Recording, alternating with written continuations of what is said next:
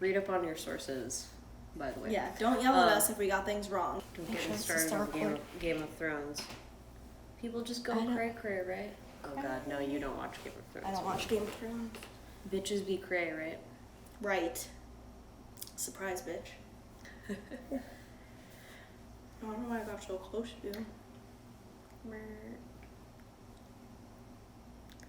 Dyatlov Pass, 1959, Russia. 9 hikers were found dead.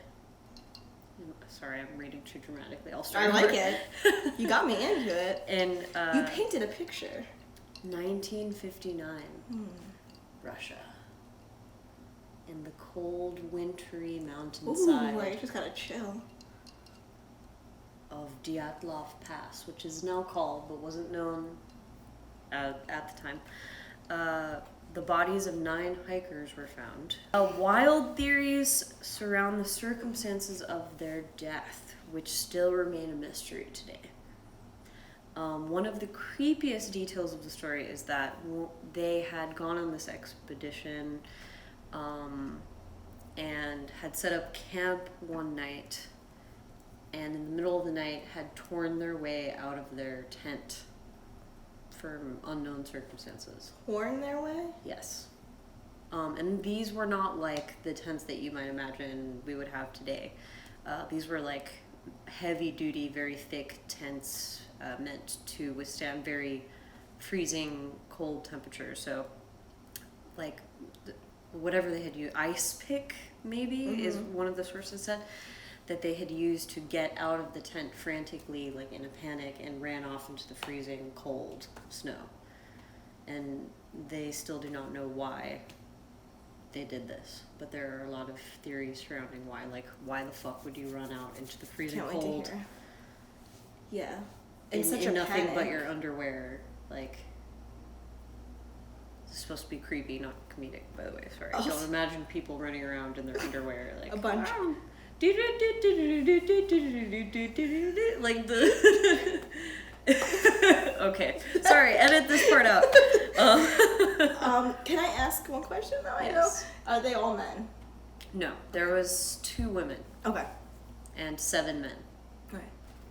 So this happened in late January of 1959. They set off on an expedition to, I'm going to pronounce this stuff wrong because I don't speak Russian, or Torten Mountain, led by their guide Igor Dyatlov, which now the pass is named after him because of this. He was an experienced mountaineer, which it says in a couple sources that many of them had experiences with wilderness survival, so it seems odd that they would have put themselves in the circumstances of like exposing themselves to the elements unless it was absolutely necessary. Whatever happened to them to force them out in the middle of the night. It says 8 of them were students from the Ural Polytechnical Institute, some of which were planning to do research in the area.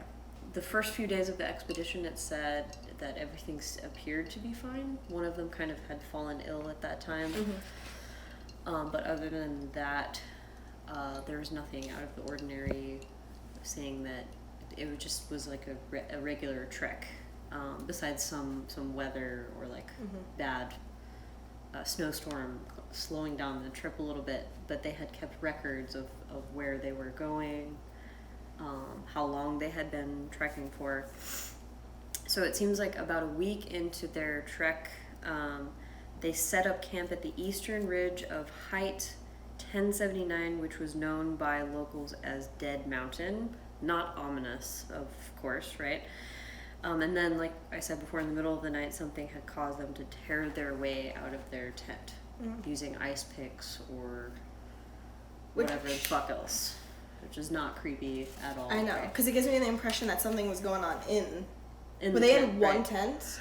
There was, so it said that there was a couple of them in different tents, but whatever had happened in one of them caused the rest of them to which some of the sources were not clear as to like if all of them had like rushed out or like maybe one tent, like, there had been a commotion inside of, and then they had all run out and then caused the others to also hear and freak out too. There's so many weird, ambiguous theories surrounding, like, when they, like, ran out or why. It's just really strange. A lot of people said it didn't make sense why they would have chosen to camp where they did in such an exposed area, instead of, they were right next to a forest, which they could have also gone into but chose not to. So other people were saying that was weird too. So at some point they had one of them had said, we will contact you by this certain date. If you don't hear from us, like, then, you know, at that point people would have started getting worried. So by mid-February, it had been a couple weeks since anyone had heard from them. People started getting concerned and they set out a search party, and then by February 26th is when they found the abandoned tent. And in the very close vicinity is where they found at least 5 of the bodies of the 9 people. 2 of them had gone to right where the forest line was and tried to start a fire, it said, as if they, like, had already realized it's too late to go back to the tent in the middle of the snowstorm, so we have to light a fire or else we're going to die of hypothermia out here. And another source said that one of them had tried to climb a tree, either maybe to escape something or maybe see look. So it said 2 of them had tried to, or no, 3 of them had, their bodies were found between the tent and the forest line, like as if they had tried to go back to the tent. Okay. So a couple of people had said one of them panicked and wanted to try to go back to the tent in the middle of the snowstorm, and one of them followed. So there's no one really knows why the bodies were found where they were, except for the 2 men who had tried to start the fire of the forest line. Then they weren't able to find the other 4 bodies until May 1959, same year, of course. May later, couple months later, they found the other 4 bodies covered by 9 feet of snow at the bottom of a small ravine, at least 70 feet away or something. And here's where it gets weird. It says 3 of them had lethal injuries.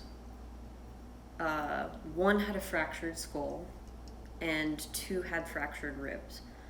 1 had minor injuries but died of hypothermia, as did the others who they found near the forest line and the ones who had tried to go back to the tent. So 3 of them had injuries as if they had been attacked or something.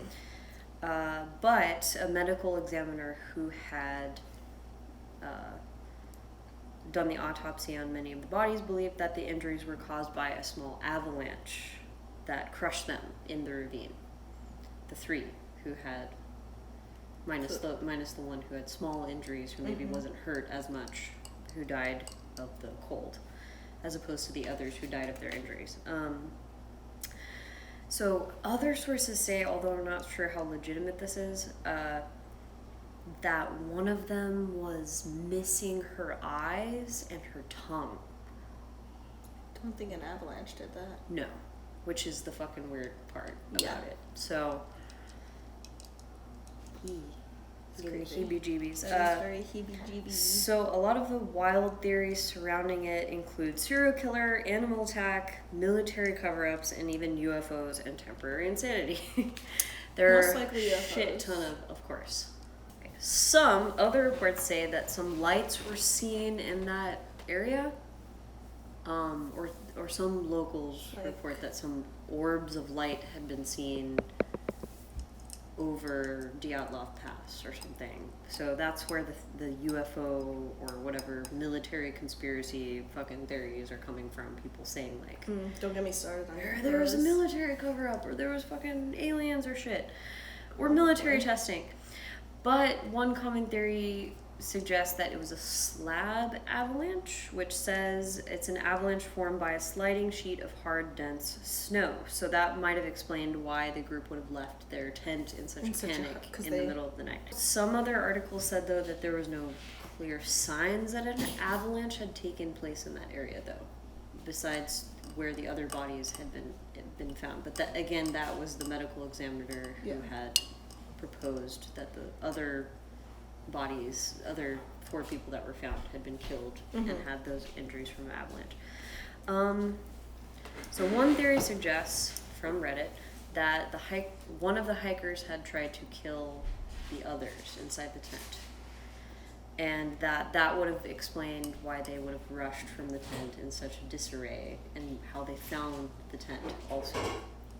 And that would have explained why they were running to the forest line.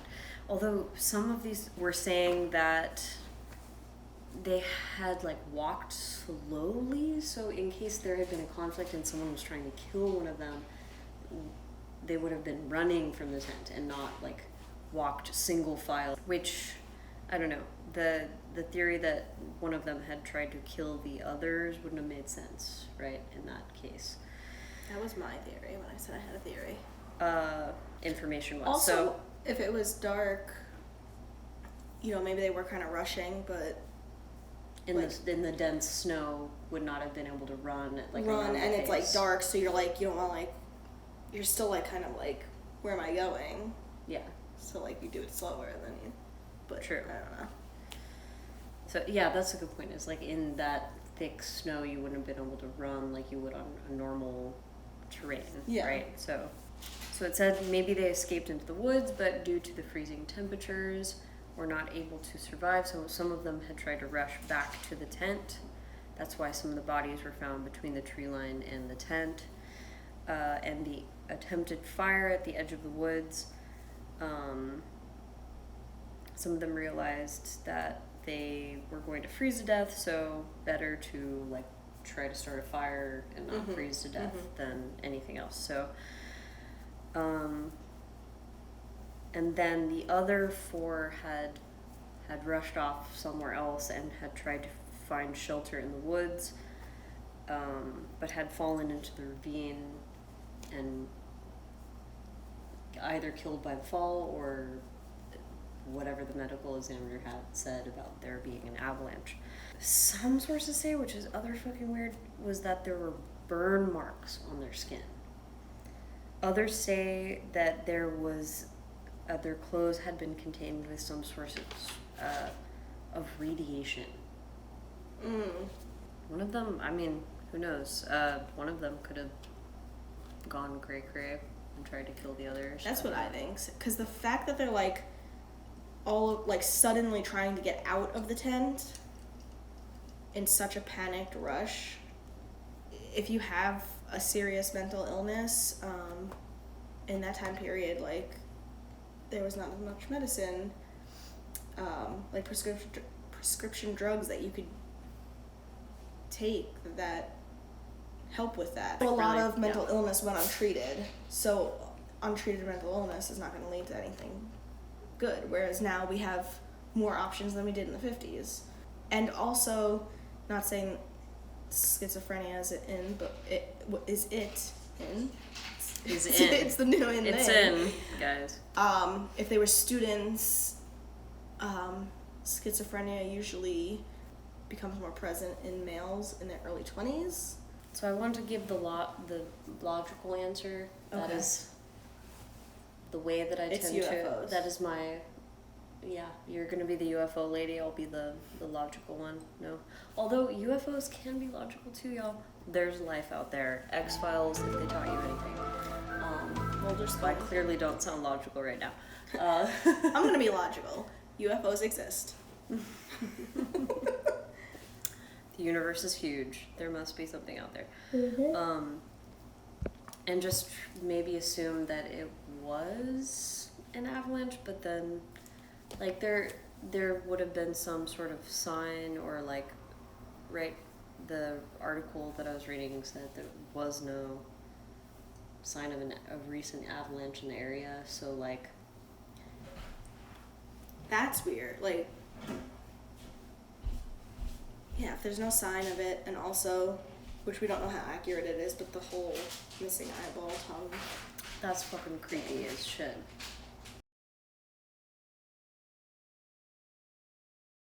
But I want to like know more about that particular detail because the first article that I read did not mention that, and I feel Which like that one? is. Did it mention the missing eyeballs? You know, just like some missing eyeballs, y'all. Forbes. It was a Forbes article, okay, which I would assume is like is a legit. pretty legit. That was the eyeball one. No, they Oh. didn't mention that. They mentioned the fractured skull and the fractured And the- ribs, which I think could they be would an have avalanche. definitely mentioned missing goddamn eyeballs, which the other articles did, but again, Yeah. maybe not as legit. Also, like, this might sound stupid, and obviously I can't do this with the tongue, but like, can enough pressure, which avalanche, you know, like from an avalanche, cause people's eyeballs to pop out? I don't think so.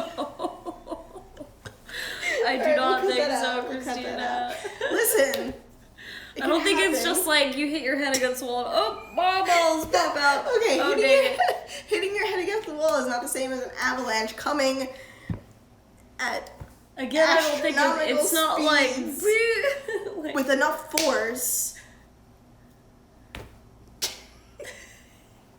The other side. just my eyeballs are gone. Oh god. Because I feel like they would have had to have a blunt like trauma or force to the head. Or like a melon bowler. Melon baller, yeah. I Oh, guess we'll never know what happened at Dyatlov Pass. Or will we?